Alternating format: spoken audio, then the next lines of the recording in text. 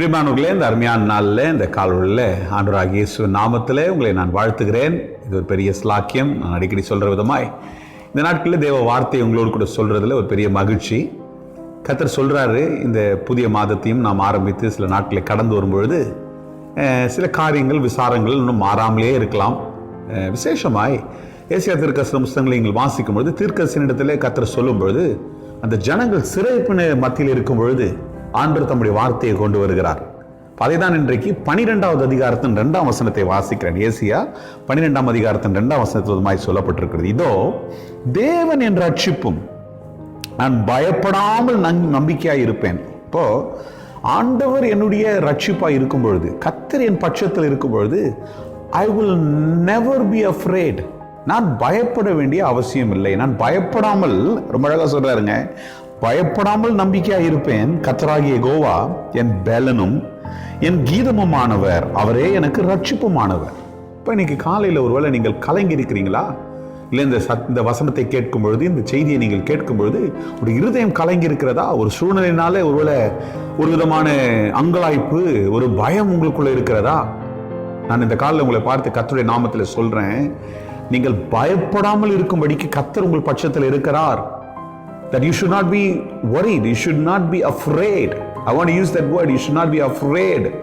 எதை குறித்தும் பயப்படாதீங்க. பாஸ்டர், உங்களுக்கு என்ன தெரியும் பிரதர், என் சூழ்நிலை ரொம்ப பயங்கரமான சூழ்நிலை, டெய்லி இதை நான் கேட்கிறேன், ஆனாலும் சில காரியங்கள் மாறல அப்படின்ற ஒரு விரக்தி உங்களுக்குள்ள இருக்கலாம், ஒரு ஃப்ரஸ்ட்ரேஷன். கர்த்தர் உங்களை பார்த்து சொல்றாரு இன்னைக்கு காலையில, நீங்கள் பயப்படாமல் நம்பிக்கையாயிருங்கள், தேவன் உங்கள் ரட்சிப்பாய் இருக்கிறார். ஏனென்றால் அவர் நம்முடைய பெலன்.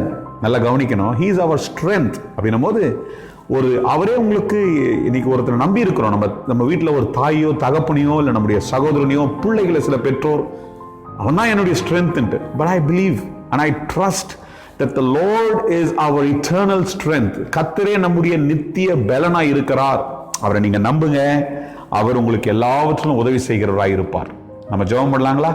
எங்கள் பரிசுத்த பிதாவே, இந்த அருமையான நாளில் இந்த கால்வழியில் பிள்ளைகளோடு கூட இந்த வார்த்தையை பகிர்ந்து கொள்ளும்படிக்கு ஒரு ஸ்லாக்கிய ஆண்டவரே, விசேஷமாய் நான் விசுவாசிக்க என் வாழ்க்கையில் இன்றைக்கு ஒரு தைரியத்தோடு கூட பேசுவேன் என்றால் அது நீர் என்னுடைய பலனாக இருக்கிறதுனால. அது எத்தனையோ சூழ்நிலைகள் எங்களை வாட்டுகிறது. மனித சூழ்நிலையில், மனித உலகத்தில் நாங்கள் வாழும்போது அநேக காரியங்கள் ஃபெயில்ஸ் லார்ட்.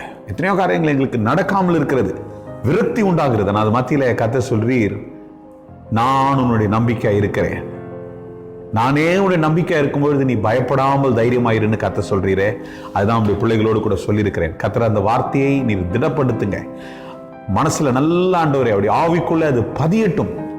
தேவன் எங்களுடைய பலனாய் இருக்கிறீர் என்று சொல்லி ஒரு நாள் நம்பிக்கொண்டிருக்கட்டும். கர்த்தர் தொடர்ந்து நடத்துவீங்க, அப்படி கிருபை பெருகட்டும். இயேசுவின் நாமத்துல பிதாவே, ஆமென், ஆமென். God bless you. Have a fantastic day. Forever God is your strength. எப்பொழுதும் உங்க தேவனே உங்களுக்கு பலனாய் இருக்கிறார்.